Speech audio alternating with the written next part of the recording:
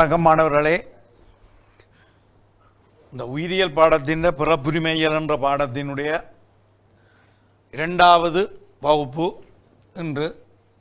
நாங்கள் ஏற்கனவே உங்களுக்கு முதலாவது வகுப்பில் இந்த கலப்பு பிறப்பாக்கல் என்றால் என்ன, ஒரு கலப்பு பிறப்புக்குரியவை என்றால் என்ன, துவிகலப்பு பிறப்புக்குரியவை என்றால் என்ன, இந்த ஒரு கலப்பு பிறப்புக்குரியவற்றை பெற்றுக்கொள்ள வேண்டுமானால் ஒரு கலப்பு பிறப்பு சோதனை நிகழ்த்த வேண்டும், துவிகலப்பு பிறப்பொன்றை பெற்றுக்கொள்ள வேண்டுமானால் துவிகலப்பு பிறப்பு சோதனை நிகழ்த்த வேணும் என்ற விடயங்கள் பார்த்த நாங்கள். அடுத்ததாக இன்றைக்கு முதலாவதாக இந்த சோதனை இனங்கலத்தல் என்ற விடயத்தை நாங்கள் பார்க்க வேண்டி இருக்குது. இந்த சோதனை இனங்கலத்தல் என குறிப்பிடப்படுவது உங்களுக்கு தெரியும். இந்த ஆட்சியான தோற்றமைப்பு பின்னடைவான தோற்றமைப்பு என்று ரெண்டு இருக்கும். இந்த ஆட்சியான தோற்றமைப்புக்கு இரண்டு வகையான பிறப்புரிமை அமைப்புகள் இருக்கும். ஒரு பிறப்புரிமை அமைப்பு ஓர்ணநுகமாக இருக்கும், அடுத்த பிறப்புரிமை அமைப்பு பல்லினநுகமாக இருக்கும். அதே போன்று பின்னடைவான தோற்றமைப்புக்கு ஒரே ஒரு ஓர்ணநுக பிறப்புரிமை அமைப்பு மட்டும்தான் இருக்கும் என்றது தெரியும் உங்களுக்கு. இப்போ நாங்கள் ஒரு ஆட்சியான தோற்றமைப்பின் இனம் அறியப்படாத ஒரு பிறப்புரிமை அமைப்பை கண்டுபிடிக்க வேண்டுமாயிருந்தால் அதற்கான ஒரே ஒரு வழி இந்த சோதனை கலப்பை நிகழ்த்துதல். இந்த சோதனை கலப்பென குறிப்பிடப்படுவது இந்த குறிப்பிட்ட ஒரு ஆட்சியான தோற்றமைப்புக்குரிய இனம் அறியப்படாத பிறப்புரிமைப்புடைய அங்கியை அதே இனத்தைச் சேர்ந்த பின்னடைவான ஒரு அங்கியுடன் இனங்கலத்தல் சோதனை இனங்கலத்தல் எனப்படும். இந்த சோதனை இனங்கலத்தலின் விளைவுகளை கொண்டு அந்த இனமறியப்படாத பிறப்புரிமைப்பை இலகுவாக அறிய முடியும். அது மட்டுமல்ல, இந்த சோதனை இனங்கலத்தலை கொண்டு இன்னொரு முக்கியத்துவம் இருக்குது. நீங்கள் பின்னுக்கு படிப்பீர்கள். இந்த இணைப்பு என்ற பாடத்தில் இந்த ஈரியல்புக்குரிய இனங்கலத்தல் ஒன்றின் சோதனை கலப்பின் பெறுபேறுகளை கொண்டு இந்த பரம்பரை அலகுகள் இணைப்பில் உள்ளனவா இல்லையா என்பதை கண்டுபிடிக்க முடியும். அதுவும் நாங்கள் இதே பாடத்தில் பின்னுக்கு ஒரு பாடத்தில் அதை பற்றி படிப்போம். இப்போது நாங்கள் அடுத்த விடயத்துக்கு போக போகிறோம். இந்த ஒரு கலப்பு பிறப்பு இனங்கலத்தல் விளங்குதோ. இந்த மெண்டல் இந்த பட்டாணி செடிகளில் ஒரு கலப்பு பிறப்பு இனங்கலத்தில் நிகழ்த்தி மூன்று கொண்ட F2 சந்ததியின் பெறுபேறுகளை பெற்றுக்கொண்டு அதன் எதிர்வு கூறலாக முக்கியமாக மெண்டலின் முதலாம் விதி தனிப்படுத்துக விதியை குறிப்பிட்டார். இங்கே ஒரு கலப்பு பிறப்பு இனங்கலத்தல் என்பது குறித்த ஒரு தலைமுறை உரிமையடையும் இயல்பு கருதப்படுகிறது. உதாரணமாக இந்த பட்டாணி செடியில் பூவின் நிறம் என்ற ஒரு இயல்பு கருதப்படுகிறது. இந்த பூவின் நிறத்தை தீர்மானிப்பதற்கு ஒரு பரம்பரை அலகு இருக்கும். இந்த பரம்பரை அலகுக்கு இரண்டு மாற்று வடிவங்கள் இருக்கும், அதாவது ரெண்டு எதிருருக்கள் இருக்கும். அதிலே ஒரு ஆட்சியான எதிருரு ஊதான்ற பூவை வெளிப்படுத்தும், பின்னடைவான எதிருரு வெள்ளைப்பூவை வெளிப்படுத்தும். ஏற்கனவே உங்களுக்கு தெரியும், கடந்த வகுப்பில் குறிப்பிட்ட நாங்கள் இந்த ஒரு கலப்பு பிறப்புகளை பெற்றுக்கொள்வதாயிருந்தால் ஒரு உண்மை இனங்கலத்தல் நிகழ்த்தப்பட வேண்டும். அந்த உண்மை இனங்கலத்தல் எதிரொப்பான இயல்புகளை கொண்ட தூய வழிகளுக்கிடையில் நிகழ்த்தப்படும். அப்போ அந்த வகையில் ஒரு தூய வழிக்குரிய ஊதாப்பூவுடைய ஒரு பட்டாணி செடி மற்றொரு தூய வழிக்குரிய ஒரு வெள்ளைப்பூவுடைய பட்டாணி செடியுடன் இனங்கலக்கப்படுகிறது. இது தூய வழிகள் இரண்டும் ஓர்ணநுகமானவை. இங்கே முதலாம் சந்ததியாக F1 சந்ததியாக ஒரு கலப்பு பிறப்பு பெற்றுக்கொள்ளப்படும். அந்த F1 சந்ததியில் காணப்படக்கூடிய அந்த குறித்த பூவின் நிறத்துக்கான பரம்பரை அலகின் இந்த இரு எதிருருக்களை பொறுத்தவரையில் அவை ஒரு கலப்பு பிறப்புக்குரியவை. இந்த F1 சந்ததி தன்மகரந்த சேர்க்கைக்கும் அயன்மகரந்த சேர்க்கைக்கும் உட்படுத்தப்படும். இரண்டாம் மகட்சந்ததி பெறப்படும். இந்த இரண்டாம் மகட்சந்ததியை அவதானித்த போது அங்கே ஆட்சியான தோற்றமைப்புடையவை 3 பங்கும் பின்னடைவான தோற்றமைப்புடையவை 1 பங்கும் பெறப்படுகின்றது. அதாவது 3:1 என்ற தோற்றமைப்பு வீதம் ஒன்று பெறப்படுகின்றது. இங்கே நீங்கள் தரப்பட்ட படத்தில் பார்த்தீங்களா இருந்தால் பெற்றோர்கள் தூய வழிக்குரிய நெட்டை, தூய வழிக்குரிய குட்டை இனக்கலப்பினாலே முதலாம் மகட்சந்ததி பெறப்படுகிறது. இந்த முதலாம் மகட்சந்ததி தன்மகரந்த சேர்க்கைக்கும் அயன்மகரந்த சேர்க்கைக்கும் உட்படுத்தப்படுகிறது. இரண்டாம் மகட்சந்ததி பெறப்படுகிறது.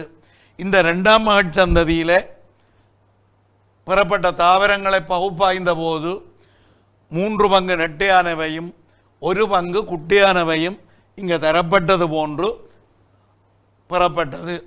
கவனிங்கோ, இங்கே ஸ்லைடில் குறிப்பிடப்பட்ட விடயத்தை நீங்கள் தெளிவாக வாசித்து விளங்கிக் கொள்ளலாம். விளங்குதோ? தெளிவாக வாசித்து விளங்கிக் கொள்ளக்கூடியதாக இருக்கும். இங்கே பூவின் நிறம் போன்ற தனியொரு இயல்பை மட்டும் கருத்தில் கொள்ளப்படுகிறது. விளங்குதோ? இனக்கலப்பு நிகழ்த்தப்படுகிறது. முதலாம் சந்ததி பெறப்படுகிறது. இந்த முதலாம் சந்ததி ஒரு கலப்பு பிறப்புக்குரியது.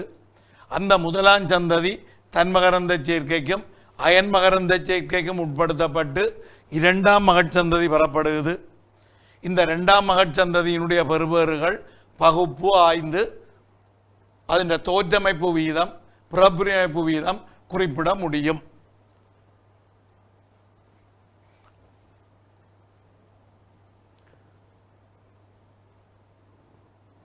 ரைட். இங்கே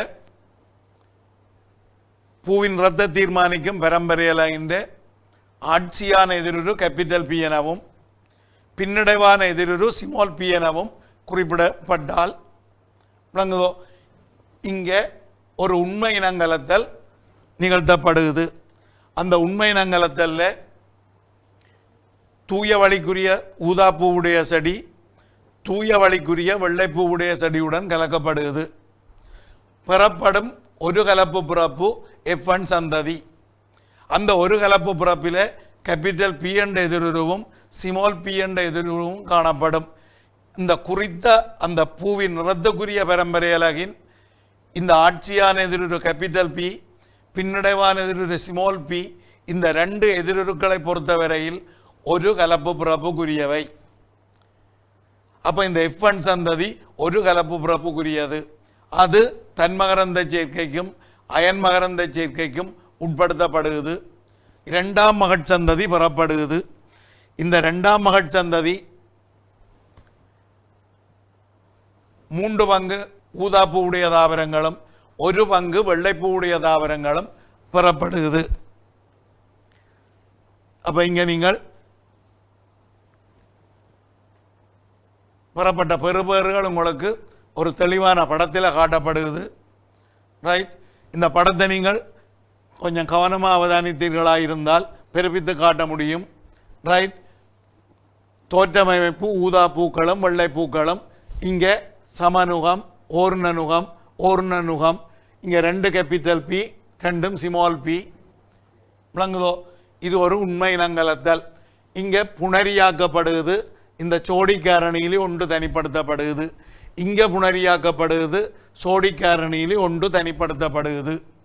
ரைட். அப்போ இங்கே புணரிகள் இந்த 2 பி என்ற புறப்பிணைப்பிலே ஒரு எதிருருவ மட்டும் ஒரு புணரி ஆகும். அதே போல இந்த புறப்பிணைப்பிலே ஒரு ஸ்மால் பியை மட்டும் ஒரு புணரி ஆகும்.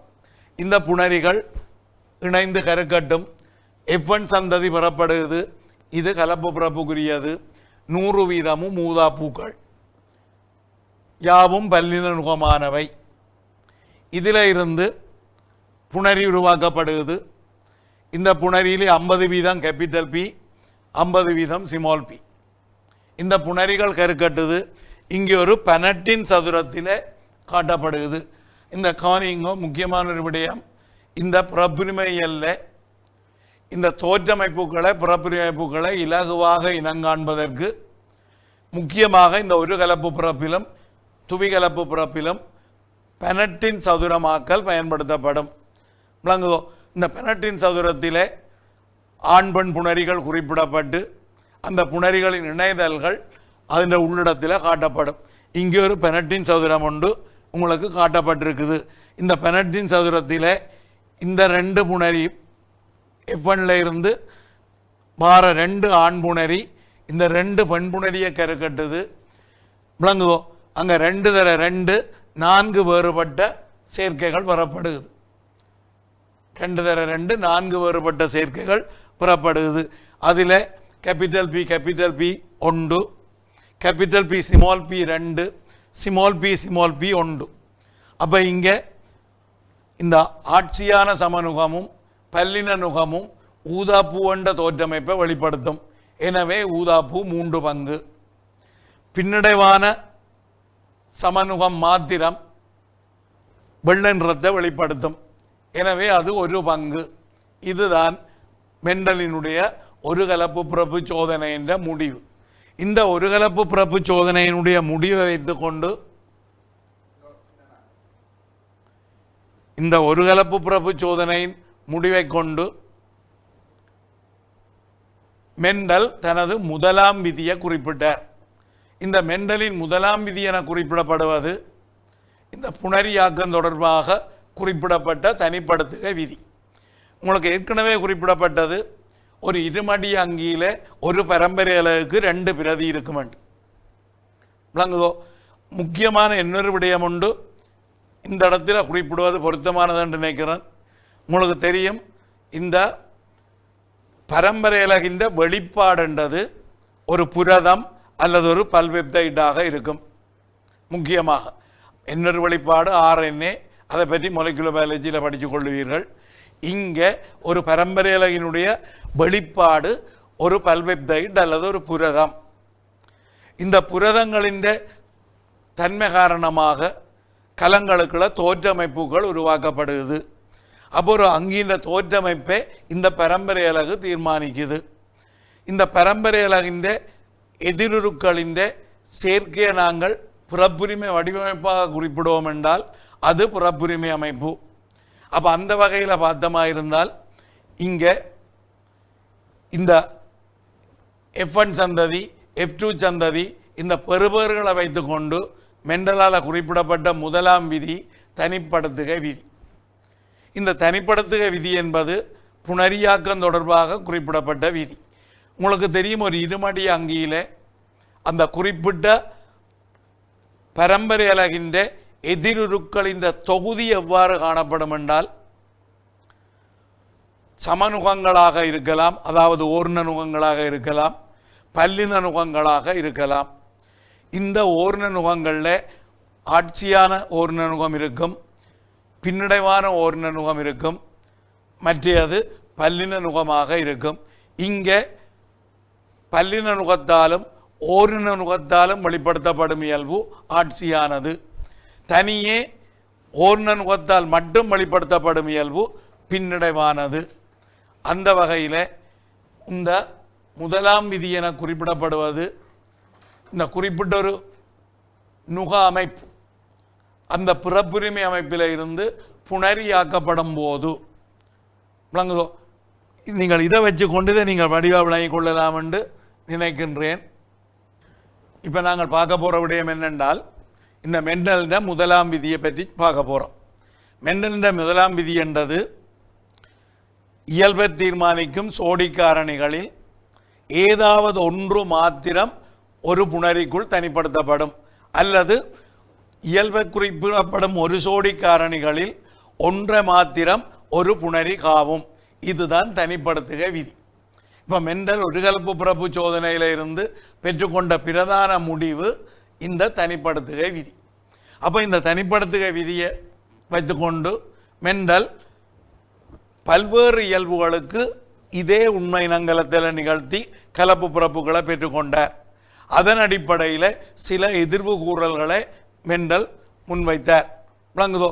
அந்த மெண்டலுடைய எதிர்வு கூறல்கள் முக்கியமானது இந்த ஒரு கலப்பு பிறப்பினுடைய F2 சந்ததியின் தோற்றமைப்பு வீதம் 3 கொண்டு, அதே போன்று ஒரு துவிகலப்பு பிறப்பு நிகழ்த்தப்படுமாயிருந்தால் இந்த 3 கொண்டினுடைய வர்க்கமாக இருக்கும்.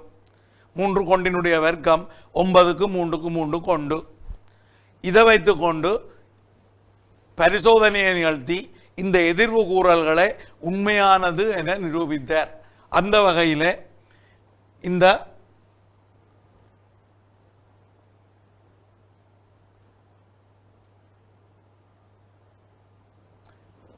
மெண்டல் இந்த மாதிரி 7 இயல்புகளை கருத்தில் கொண்டார். அந்த 7 இயல்புகளை பொறுத்தவரையில் பாருங்க, இது இயல்பு, இது ஆட்சியான பண்புக்கூறு, இது பின்னடைவான பண்புக்கூறு. இயல்பு, ஆட்சியான பண்புக்கூறு, பின்னடைவான பண்புக்கூறு. இங்கே முக்கியமான விடயம், இப்போ நாங்கள் ஏற்கனவே பார்த்த நாங்கள் மனிதன் கண்ணின் நிறம் என்ற இயல்பு, அதுக்கு 3 பண்புக்கூறு. மனிதன் மயிரின் நிறம் பார்த்த நாங்கள், அதுக்கு 3 பண்புக்கூறு. ஆனால் இந்த பட்டாணி செடியில் மெண்டல் தெரிவு செய்த இந்த 7 இயல்புக்கும், மெண்டல் தெரிவு செய்த இந்த 7 இயல்புக்கும் 2 பண்புக்கூறுகள் மாத்திரம் உண்டு. இந்த 2 பண்புக்கூறும் எதிரொப்பான இயல்புகளாக இருக்கும். ரைட். இந்த அடிப்படையில் பூவின் நிறத்தை எடுத்துக்கொண்டால் ஊதா எதிர் வெள்ளை, வித்துக்களின் நிறத்தை எடுத்துக்கொண்டால் மஞ்சள் எதிர் பச்சை, வித்துக்களின் வடிவத்தை எடுத்துக்கொண்டால் வட்டமானது திரங்கியது, பழத்தினுடைய நிறத்தை எடுத்துக்கொண்டால் பச்சை மஞ்சள், பழத்தினுடைய வடிவத்தை எடுத்துக்கொண்டால் ஊதியது சுருங்கியது, பூ காணப்படும் இடம் அல்லது பூ தோன்றும் இடத்தை எடுத்துக்கொண்டால் உச்சிக்குரியது கக்கத்துக்குரியது, தண்டின் நீளத்தை எடுத்துக்கொண்டால் நீளமானது குட்டையானது. இந்த மாதிரி 7 இயல்புகள், அதற்கு எதிரொப்பான இயல்புகள் ஆட்சியானது பின்னடைவானது என்று மெண்டல் தெரிவு செய்த இயல்புகள். இந்த ஒவ்வொரு இயல்பிலையும் ஒரு கலப்பு பிறப்பு சோதனையை நிகழ்த்தினார். பெறுபேறுகளை பகுத்தாய்வாய்ந்தார். கிட்டத்தட்ட எல்லா இயல்புகளுக்கும் F2 சந்ததி 3 கொண்ட ஒரு பெறுபேறை பெற்றுக்கொண்டார். அந்த 3 கொண்ட பெறுபேறின் அடிப்படையில் இப்போ நான் ஏற்கனவே குறிப்பிட்டது போன்ற முதலாம் விதியை முன்வைத்தார். இது தனிப்படுத்துகை விதி எனப்படும். அடுத்ததாக மெண்டல் துவிகலப்பு பிறப்பு. இதில் நீங்கள் இந்த மெண்டல் முதலாம் விதியை வேணுமெண்டா இங்கே பார்க்கலாம். விளங்குதோ?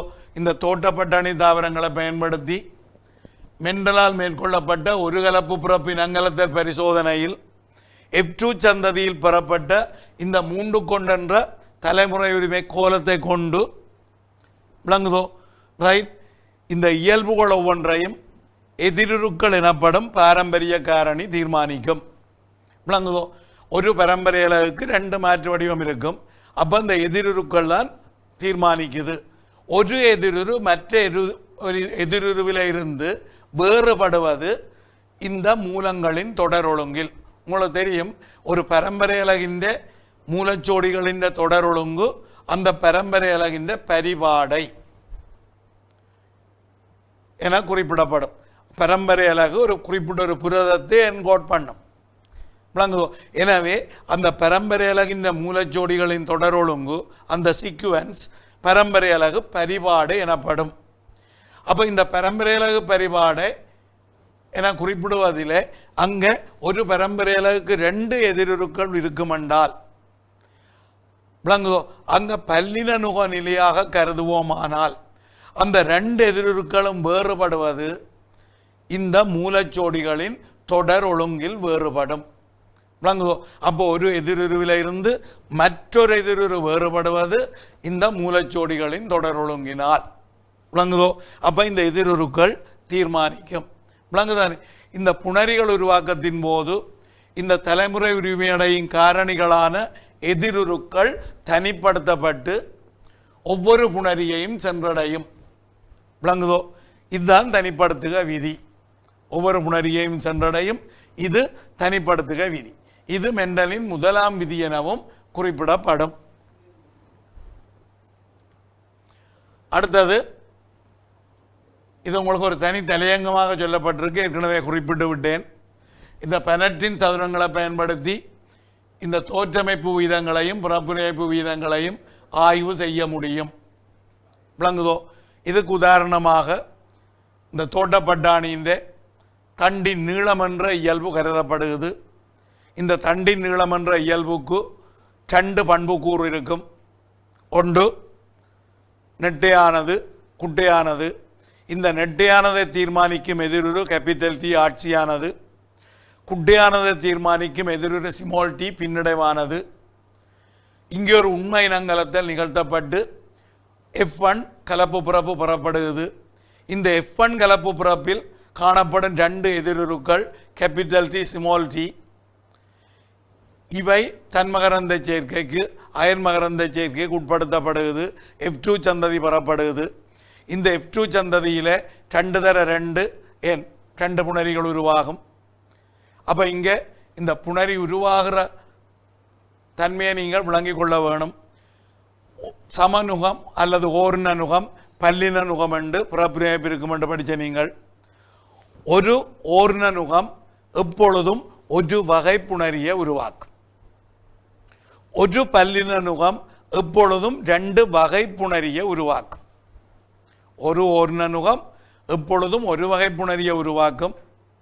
ஒரு பல்லின நுகம் எப்பொழுதும் 2 வகை புணரியை உருவாக்கும். அப்போ குறிப்பிட்ட ஒரு பிறப்பிரிப்பிலே யாவும் ஓர்ண நுகங்களாக இருந்தால் அங்கே ஒரு வகை புணரி தான் உருவாகும். எத்தனை இயல்பை கருதினாலும் அந்த குறிப்பிட்ட அந்த இயல்புகளுக்குரிய பிறப்பிரிப்பிலே பல்லின நுகங்கள் இல்லை என்றால், யாவும் ஓர்ண நுகங்களாக இருந்தால் அங்கே ஒரு வகை புணரி மாத்திரமே உருவாகும்.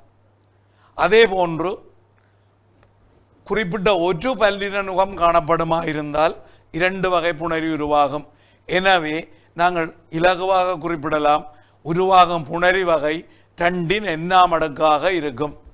எண் இதர நுகங்களின் எண்ணிக்கையாக இருக்கும். இப்போ ஒரு பிறப்பிரிப்பு capital A capital A capital B capital B என தரப்பட்டால், ஒரு பிறப்புரிமை அமைப்பு capital A capital A capital B என தரப்பட்டால் அங்கே 2 இயல்பும் ஓர்ண நுகம். எனவே உருவாகும் புணரி வகை 2 எண்ணாம் அடுக்கு. இங்கே எண் 0, பல்லின நுகம் இல்லை. அப்போ 2 சைவராம் அடுக்கு ஒரு வகை புணரி உருவாகும். கேபிட்டல் ஏ கேபிட்டல் பி என்ற ஒரு புணரி உருவாகும். அதே போல capital A small a capital B small b என்று 2 இயல்புக்கும் பல்லின நுகமான ஒரு பிறப்புரிமை அமைப்பு capital A small a capital B small b. அப்போ இங்கே 2 பல்லின நுகம், எண் 2. அப்போ 2 2ஆம் அடுக்கு 4 வகை புணரிகள் உருவாக்கப்படும். விளங்குதோ? அப்போ இந்த புணரி வகையை தீர்மானிப்பதற்கு விளங்குதோ, இந்த 2 எண்ணாம் அடுக்கு புணரி வகை என்பதை நீங்கள் பிரயோகித்தால் இலகுவாக புணரி வகைகளை இனங்கண்டு கொள்ள முடியும். அப்போ அந்த வகையில் விளங்குதோ, இந்த பெனட்டின் சதுரத்தை பயன்படுத்தி ஆய்வு செய்யும் போது ஒரு கலப்பு பிறப்பு எடுத்துக்கொண்டால், ஏற்கனவே குறிப்பிட்டதை போன்று தண்டின் நீளமன்ற இயல்பை கருத்தில் கொண்டால் விளங்குதோ, பெறப்பட்ட F1 சந்ததி கலப்பு பிறப்புக்குரியது, ஒரு கலப்பு பிறப்புக்குரியது. அங்கே கேபிட்டல் டி ஸ்மால் டி என்ற 2 எதிர் இருக்கும். இந்த F1 உள்ளக விருத்தி அடைய விடப்படுகின்றது. F2 சந்ததி பெறப்படுகிறது. அப்போ இங்கே F1 பல்லின நுகமானது. அந்த F1 capital D small D என்ற 2 பல்லின நுக பிறப்பிரிப்பு இருக்குது. விளங்குதோ, ஒரு பல்லின நுக பிறப்பிரிப்பு இருக்குது. அப்போ அந்த ஒரு பல்லின நுகம் 2 வகை புணரியாக்கும். 2 எண்ணாம் அடுக்கு, 2 1ஆம் அடுக்கு, 2 வகை புணரியாக்கும். ஒரு புணரி கேபிட்டல் டீயக்காவும், மற்ற புணரி ஸ்மால் டீயக்காவும். இந்த புணரிகள் எழுந்தமானமாக கருக்கட்டும். விளங்குதோ, 2 தர 2 4 பிறப்புரிமை அமைப்புகள் வரப்படும். இந்த கருக்கட்டலாலே விளங்குதோ 2 தர 2 4 பிறப்புரிமை அமைப்புகள் வரப்படும். அதில் சமநுகங்களும் அதாவது ஓர்ண நுகங்களும் பல்லின நுகங்களும் சரி பங்கில் காணப்படும். ஒன்று கொண்ட விதத்தில் இருக்கும். 50% ஓர்ண நுகங்களாக இருக்கும், 50% பல்லின நுகங்களாக இருக்கும். இதை பெனட்டின் சதுரத்தில் பார்த்தீங்களா இருந்தால் இலகுவாக கண்டுகொள்ளக்கூடியதாக இருக்குது. இங்கே பாருங்கோ, ஒரு உண்மை இனங்கலத்தல் F1 கலப்பு பிறப்பு புறப்படுகிறது, F1 ஒரு கலப்பு பிறப்பு புறப்படுகிறது, அந்த F1 உள்ளக விருத்தி அடைய விடப்படுகிறது. இங்கே 2 வகை புணரி, இங்கே 2 வகை புணரி கருக்கட்டுது. அப்போ 2 தர 2 4 பிறப்பு நிலைப்பு வரும். இதில் இதுவும் சமனுகமானது, இதுவும் சமனுகமானது. இது ரெண்டும் பல்லினனுகமானது. இது ஓர்ணனுகம், இது பல்லினனுகம். அப்போ பாருங்க, இந்த பெனட்டின் சதுரத்துக்கு பார்த்தீங்கள் என்றால் 2 தர 2 4 பிறப்பு நிலைப்பு. அதில் 50% ஓர்ணனுகம், 50% ஓர்ணனுகம். இது 25%, இது 25%. இந்த 50% பல்லினனுகம். விளங்குதோ? அப்போ இங்கே தோற்றமைப்பு விகிதம் நெட்டையானது 3, குட்டையானது 1. பிறப்பிணைப்பு வீதம் ஆட்சியான ஓர்ணனுகம் 1, பல்லினனுகம் 2, பின்னடைவான ஓர்ணனுகம் 1. அப்போ பிறப்பிணைப்பு வீதம் 1க்கு 2 கொண்டு, தோற்றமைப்பு வீதம் 3 கொண்டு. இதை வெளிப்படுத்துவதற்கு இந்த பெனட்டின் சதுரம் ஒரு இலகுவான முறையாக கருதப்படுகிறது.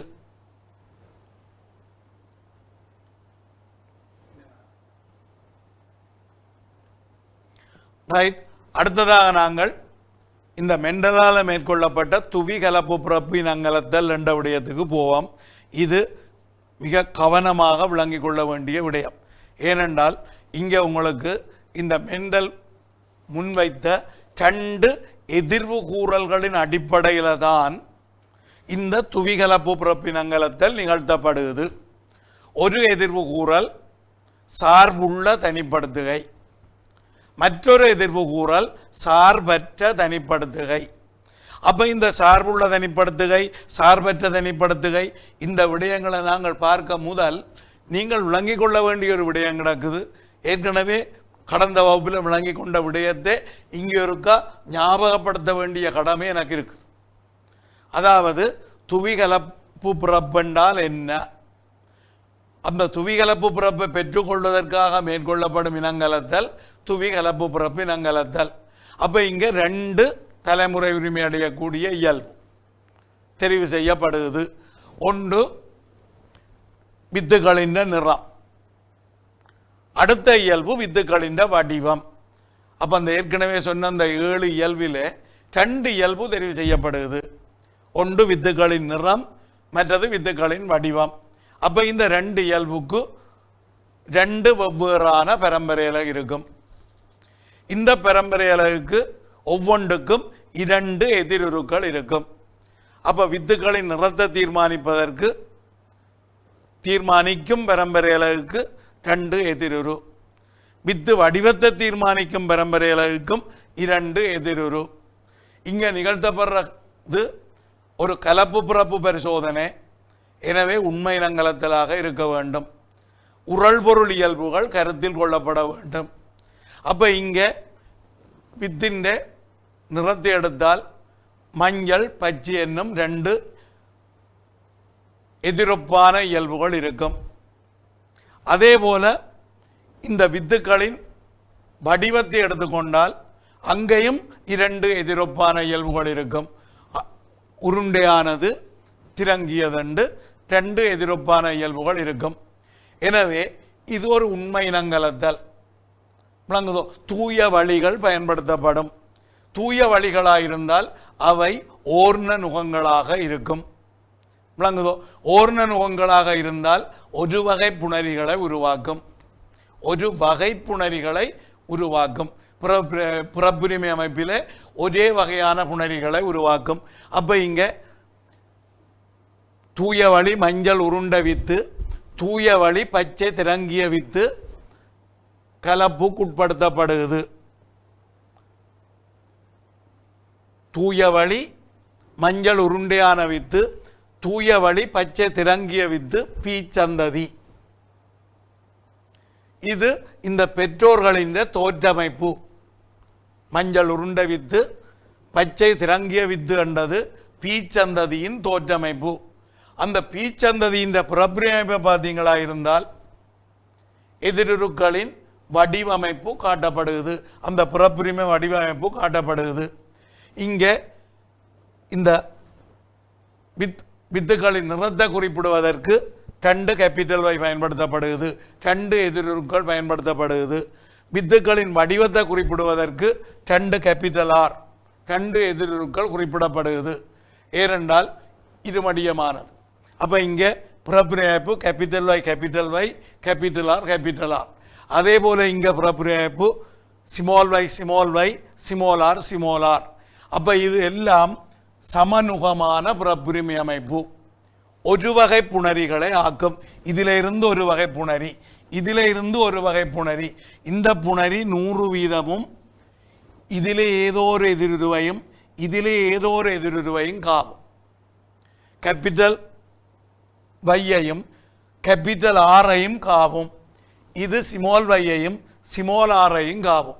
இந்த ஜோடிக்காரணியில் ஒன்று இங்கே தனிப்படுத்தப்படும், இந்த ஜோடிக்காரணியில் ஒன்று இங்கே தனிப்படுத்தப்படும். நான் இந்த ஜோடிக்காரணி என்று குறிப்பிட்டது கேபிட்டல் வைவையில் ஒன்று புணரிக்க தனிப்படுத்தப்படும். கேபிட்டல் ஆர்ஆர் என்றதில் ஒரு எதிருரு இந்த புணரிக்க தனிப்படுத்தப்படும். அதே போன்று இங்கேயும் தனிப்படுத்தப்படும். அப்போ இதில் இருந்து ஒரு வகை புணரி, இதில் இருந்து ஒரு வகை புணரி. இந்த புணரிகள் கருக்கட்டும். பாரது துவி கலப்பு பிறப்பு. இங்கே 4 எதிருருக்கள் இருக்கும். இந்த 4 எதிருருக்களை பொறுத்தவரையில் இந்த F1 துவி கலப்பு பிறப்புக்குரியது. விளங்குதோ? இனி இந்த F1 உள்ளக விருத்தி அடைய விடப்படுகிறது. தன்மகரந்த சேர்க்கைக்கு அயன்மகரந்த சேர்க்கைக்கு உட்படுத்தப்படுகிறது. ஒரு F2 சந்ததி பெறப்படும். ஒரு F2 சந்ததி பெறப்படும். இந்த F2 சந்ததி பெறப்படுவதை விவரிப்பதற்கு மெண்டல் 2 கருதுகோள்களை பின்பற்றினார். ஒன்று சார்புள்ள தனிப்படுத்துகை என்றொரு கருதுகோள், மற்றது சார்பற்ற தனிப்படுத்துகை என்றொரு கருதுகோள். அப்போ இங்கே இந்த 2 சொற்களையும் நீங்கள் விளங்கிக் கொள்ள வேண்டியிருக்கும். சார்புள்ள தனிப்படுத்துகை, சார்பற்ற தனிப்படுத்துகை. இங்கே பாருங்க, இந்த F1 சந்ததி, இந்த F1 சந்ததி capital Y small y capital R small r. இந்த 2 இயல்புக்கும் கலப்பு பிறப்புகளாக இருக்கும், பல்லின நுகமாக இருக்கும் இந்த F1 சந்ததி. ரைட். அப்போ இங்கே இந்த புணரியாக்கப்படும் போது இங்கே பாருங்க, இந்த கேபிட்டல் Y அங்கால உள்ள கேபிட்டல் ஆரோட மட்டும்தான் செல்லும். ஆட்சியானது ஆட்சியானதோட போகும், பின்னடைவானது பின்னடைவானதோட போகும், இனம் இனத்தோட சேரும் என்றொரு கருதுகோளை இங்கே முன்வைக்கிறார். அது சார்பற்ற தனிப்படுத்துகை என்று, சார்புள்ள தனிப்படுத்துகை என்று குறிப்பிட்டார். அதாவது இந்த கேபிட்டல் Y கேபிட்டல் ஆரோட மட்டும்தான் இணையும், புணரிகளை தனிப்படுத்தப்படும்.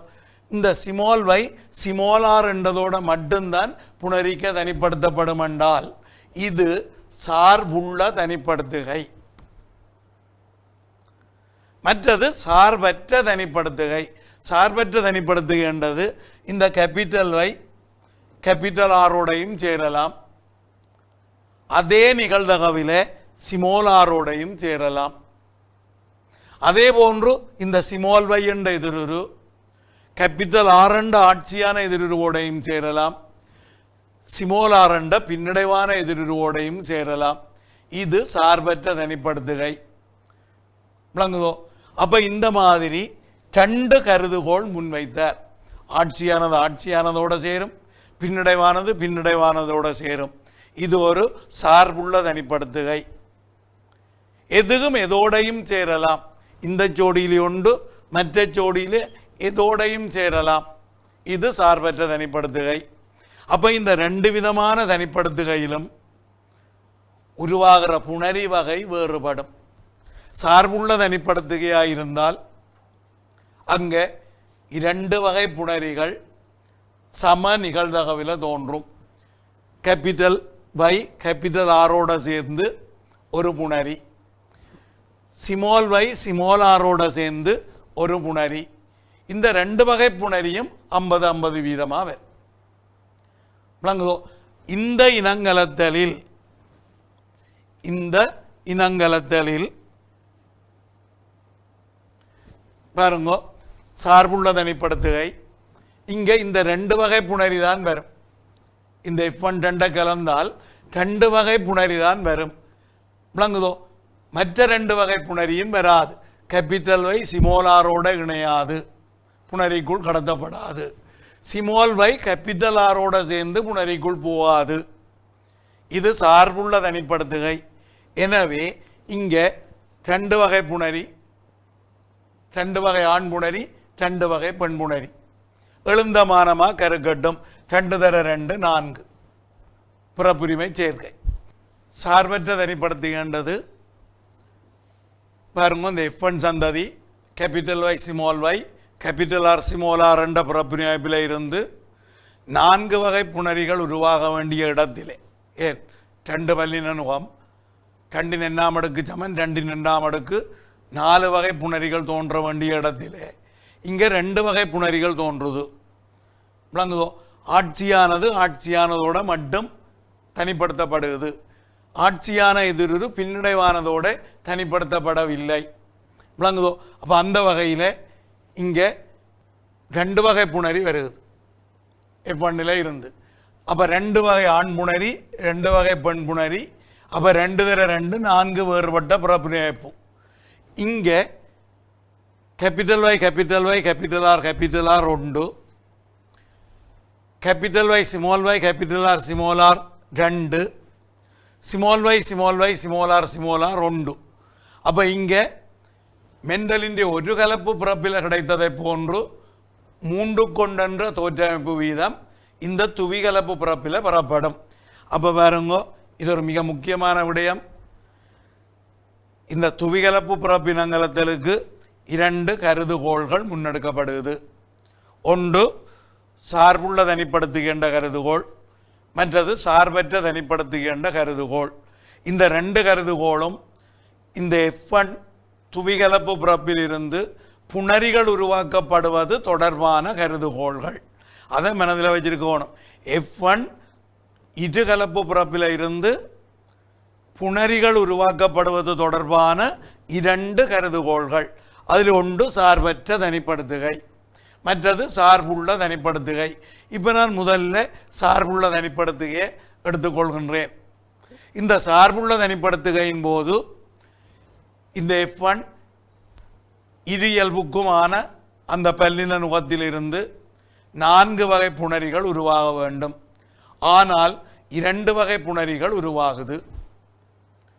கேபிட்டல் ஆர் கேபிட்டல் வையோட புணரிக்குள் தனிப்படுத்தப்படுகிறது.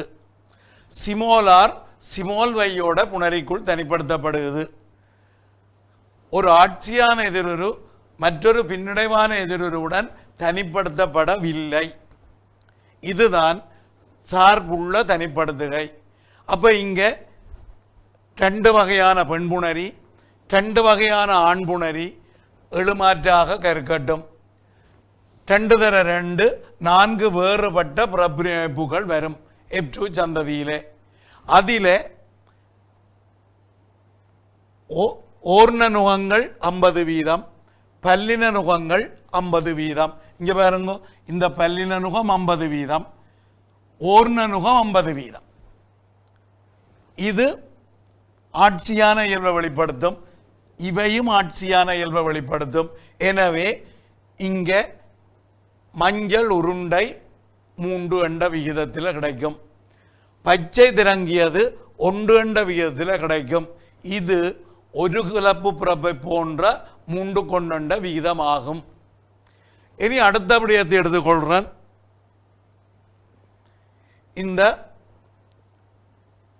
சார்பற்ற தனிப்படுத்துகின்ற விடயத்தை எடுப்போம். இந்த சார்பற்ற தனிப்படுத்துகையில் இந்த 2 F1 சந்ததி கலக்கப்படுகிறது. F2 சந்ததியை பெறுவதற்காக 2 F1 சந்ததி கலக்கப்படுகிறது. இங்கே ஒவ்வொரு F1 சந்ததியில் இருந்தும் 4 வகை புணரிகள் உருவாகும். விளங்குதோ? இங்கே ஒரு சார்பற்ற தனிப்படுத்துகை முறை பின்பற்றப்படுகிறது. இந்த கேபிட்டல் வை என்ற எதிர்வு கேபிட்டல் ஆர் என்ற மற்றொரு ஆட்சியான எதிரொருவுடன் சேரும் அதே நிகழ்தகவிலே அதே தன்மையோட சிம்பிள் ஆரோடையும் சேரும். அதே போல் சிமோல் வையண்ட பின்னடைவான எதிரொரு கேபிட்டல் ஆரோடையும் இணையும், சிமோல் ஆரோடையும் இணையும். எனவே இங்கே இந்த 4 வகை புணரிகள் சமமான விகிதத்தில் பெறப்படும். Capital Y capital R, capital Y small R, small Y capital R, small Y small R என்ற 4 வகை புணரிகள் சமமாக பெறப்படும். அப்போ இங்கே ஆண் புணரிகள் 4 வகை, பெண் புணரிகள் 4 வகை, எழுமாற்றாக கருக்கட்டது 4 தர 4 16 வேறுபட்ட பிறப்பு விளங்குதோ. அந்த 16ஐயும் இங்கே இலகுவாக ஒரு 18 சதுரத்தில் காட்டப்பட்டிருக்குது. அந்த 16ல் 9 இது இயல்புக்கும் ஆட்சியானது, மஞ்சள் உருண்டை. இந்த 16ல் 6 ஏதோ ஒரு இயல்புக்கு மட்டும் ஆட்சியானது. இந்த 16ல் 1 இரட்டை பின்னடைவானது. அப்போ இங்கே 9க்கு 3க்கு 3க்கு 1 என்ற துவிகலப்பு பிறப்பு வீதம் பெறப்படுகிறது. அப்போ இங்கே 2 சந்தர்ப்பங்களில் இந்த துவிகலப்பு வீதம் வேறுபடுவதை நீங்கள் பார்க்குறீர்கள்.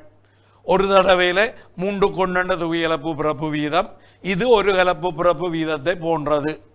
மற்றொரு சந்தர்ப்பத்தில் 9க்கு 3க்கு 3 கொண்ட துவிகலப்பு பிறப்பு வீதம் விளங்குதோ, இது மற்றொரு சந்தர்ப்பத்தில். அப்போ இங்கே முதலாவது சந்தர்ப்பத்தை நாங்கள் அந்த கருதுகோளை முன்வைக்கிறோம். சார்புள்ள தனிப்படுத்துகை ஆட்சியானதோடு சேருது. பின்னடைவான எதிரொரு பின்னடைவானதோட மட்டும் சேருது விளங்குதோ. குறுக்கு மறுக்காக சேரவில்லை, கிறிஸ்கிராஸாக சேரவில்லை. சார்பற்ற தனிப்படுத்துகையின் போது 9க்கு 3க்கு 3 கொண்ட வீதம் பெறப்படுகிறது விளங்குதோ. இனி இதற்கு காரணம் என்னென்று பார்த்தமாயிருந்தால் விளங்குதோ, இந்த சார்பற்ற தனிப்படுத்துகை 2 சந்தர்ப்பங்களில் சாத்தியப்படும் விளங்குதோ. இந்த சார்பற்ற தனிப்படுத்துகை 2 சந்தர்ப்பங்களில் சாத்தியப்படும். அப்போ இங்கே 2 இயல்பு, 2 பரம்பரை அலகு, அவற்றோட தொடர்பான 4 எதிருருக்கள் விளங்குதோ. இந்த எதிருருக்கள் வெவ்வேறு நிறமூர்த்தங்களின் ஒரே மாதிரியான தானங்களில் இருக்கும். ஒரு பரம்பரை அலகின்ற 2 எதிருருக்களும் வெவ்வேறு நிறமூர்த்தங்களில் ஒரே மாதிரியான தானங்களில் இருக்கும். அப்படி காணப்படைகளை பாருங்கோ, 2 சந்தர்ப்பங்கள் இங்கே குறிப்பிடப்படுகிறது சார்பற்ற தனிப்படுத்துகைக்கு.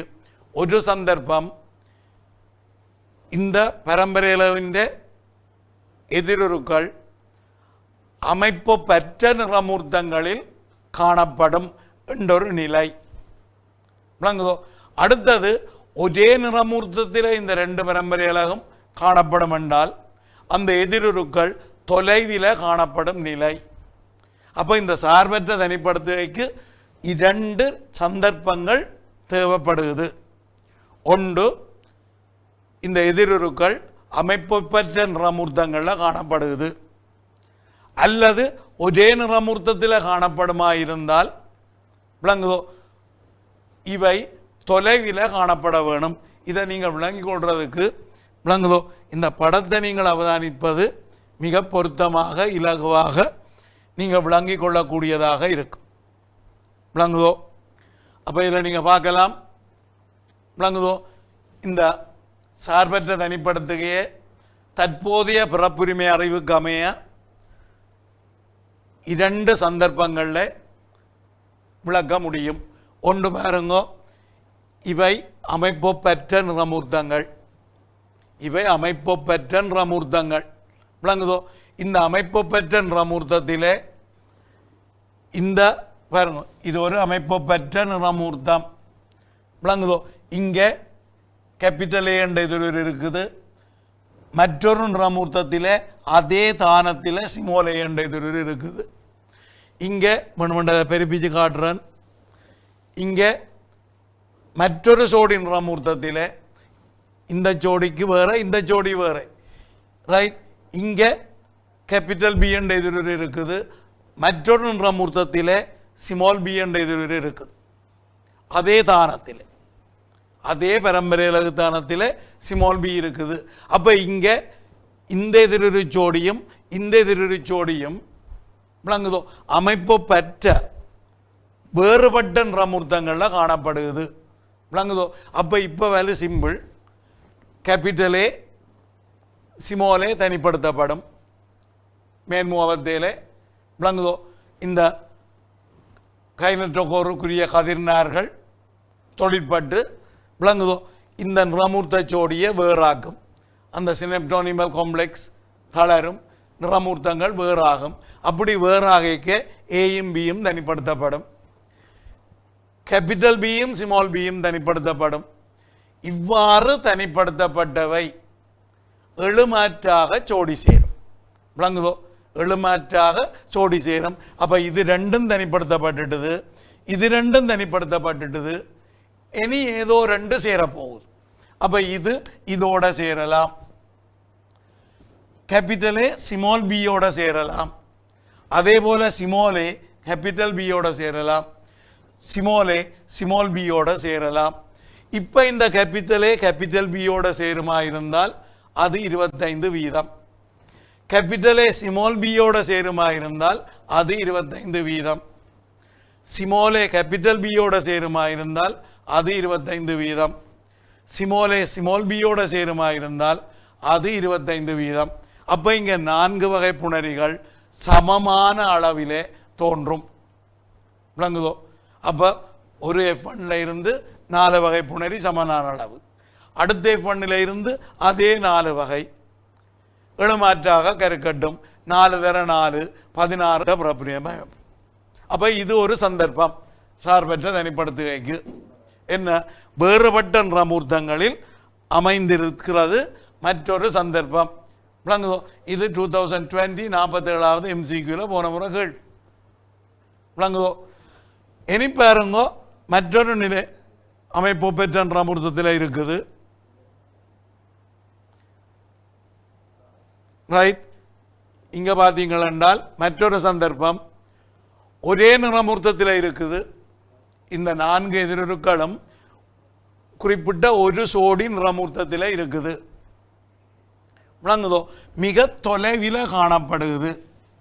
அப்போ தொலைவில் காணப்பட்டால் இந்த ஏ இந்த பியோட சேர்ற அதே நிகழ்தகவில் இந்த கேபிட்டலே ஸ்மால் பியோடையும் சேரும், ஸ்மாலே கேபிட்டல் பியோட சேர்ற அதே நிகழ்தகவில் ஸ்மால் பியோடையும் சேரும். அப்போ இந்த சார்பற்ற தனிப்படுத்துகைக்கு இது ஒரு சந்தர்ப்பம். என்ன சந்தர்ப்பம்? குறிப்பிட்ட ஒரு சோடி நிறமூர்த்தத்தில் பரம்பரை அலகுகள் தொலைவில் காணப்படுவது ஒரு சந்தர்ப்பம். அடுத்த சந்தர்ப்பத்தை பார்த்தீங்கள் என்றால்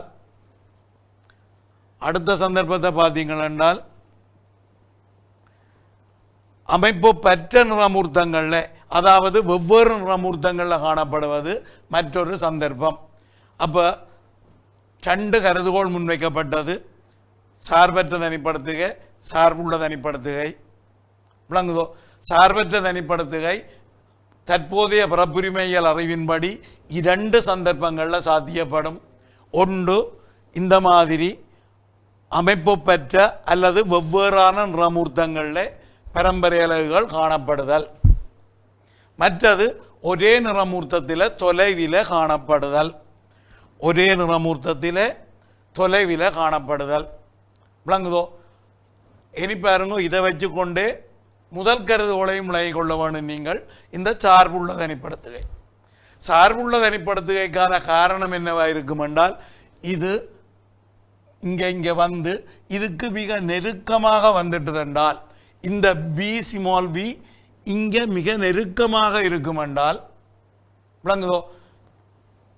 இந்த தொலைவில் இருந்த மாதிரி சார்பற்ற தனிப்படுத்துகை நிகழாது. இந்த ஏ இங்கே பக்கத்தில் பி இருக்குமெண்டா கேபிட்டல் பியோடான் போகும், இந்த ஸ்மால் பியோட போக மாட்டுது. அப்படி போகிறதா இருந்தால் இந்த நிறமூர்த்தங்கள் துண்டாடப்பட்டு மீண்டும் இணைக்கப்பட வேணும். அது இன்னொரு சந்தர்ப்பத்தில் நிகழும் க்ராசிங் ஓவர், குறுக்கு பரிமாற்றம். அது அடுத்த பாடத்தில் அந்த விடயத்தை பற்றியும் படிக்க வேண்டி இருக்குது. ரைட். அப்போ இப்போ நாங்கள் துவிகலப்பு பிறப்பினங்கலத்தல் ஒரு உங்களுக்கு சுருக்கமாக சொல்லி போட்டு அடுத்த விடயத்துக்கு போகலாம்னு நினைக்கிறேன். விளங்குதோ? துவிகலப்பு பிறப்பினங்கலத்தல் என்றது பட்டாணி செடியிலே பட்டாணி தாவரத்திலே 2 இயல்புகள் கருதப்பட வேண்டும். அந்த 2 இயல்புகளுக்கும் ஒரு உண்மை இனங்கலத்தில் மேற்கொள்ளப்பட வேண்டும். எதிரொப்பான இயல்புகளை கருத்தில் கொண்டு 2 தூய வழிகள் கலக்கப்படுகிறது. இங்கே உதாரணமாக எடுத்துக்கொள்ளப்பட்டது வித்துக்களின் நிறம், வித்துக்களின் வடிவம். இந்த 2 பரம்பரைகளுக்குமான 4 எதிருக்கள் F1 சந்ததியிலே துவி கலப்பு பிறப்புகளாக காணப்படுகிறது. விளங்குதோ? இந்த F1 சந்ததியை உள்ளக விருத்தி அடைய செய்தால் தன்மகரந்த சேர்க்கை அயன்மகரந்த சேர்க்கைக்கு உட்படுத்தினால் விளங்குதோ F2 சந்ததி பெறப்படும். இதற்கு 2 கருதுகோள் முன்வைக்கப்பட்டது. ஒன்று சார்பற்ற தனிப்படுத்துகை, மற்றது சார்புள்ள தனிப்படுத்துகை. இந்த சார்பற்ற தனிப்படுத்துகை தற்போதைய பிறப்புரிமையியல் அறிவின்படி 2 சந்தர்ப்பங்களில் சாத்தியப்படும். ஒன்று அமைப்பு பெற்ற நிறமூர்த்தங்களில் இந்த 2 இயல்புக்கான பரம்பரைகளும் காணப்படும் போது, மற்றொரு சந்தர்ப்பம் ஒரே நிறமூர்த்தத்திலே தொலைவில் காணப்படும் போது. சார்புள்ள தனிப்படுத்துகை இருக்குமானால் ஒரு கலப்பு பிறப்பை போன்ற 3 கொண்டு என்னும் விகிதம் பெறப்படும். இது தொடர்ந்து இணைப்பு என்ற பாடத்திலே தொடருது. அப்போ இன்றைய வகுப்பில் நாங்கள் மெண்டலினுடைய ஒரு கலப்பு பிறப்பு சோதனை, அதன் அடிப்படையில் மெண்டலின் முதலாம் விதி பார்த்து நாங்கள். அடுத்தது மெண்டலின் துவிகலப்பு பிறப்பு சோதனை பார்த்து நாங்கள். விளங்குதோ? F1 சந்ததி துவிகலப்பு பிறப்புக்குரியது. இந்த துவிகலப்பு பிறப்பு சோதனையில் F1 சந்ததி துவிகலப்பு பிறப்புக்குரியது. அந்த துவிகலப்பு பிறப்புக்குரியதை இனங்கலந்து F2 சந்ததி பெற்றுக்கொள்ளப்படுகிறது. அந்த F2 சந்ததி பெற்றுக்கொள்ளப்படுவதற்கு 2 கருதுகோள் முன்வைக்கப்படுகிறது. ஒரு சந்தர்ப்பத்தில் 3 கொண்ட வீதம், மற்றொரு சந்தர்ப்பத்தில் 9க்கும் 3க்கும் 3க்கும் ஒன்றெண்ட விகிதம். இப்போ நாங்கள் இந்த 9க்கு 3க்கு 3க்கு ஒன்றெண்ட வீதத்தை வைத்துக்கொண்டு மெண்டலின் 2ஆம் விதி என்ற ஒரு விடயத்துக்கு போக வேணும். ரைட். அதை நான் உங்களுக்கு அடுத்த வகுப்பில் அந்த விடயத்துக்கு நாங்கள் செல்வோம். நன்றி.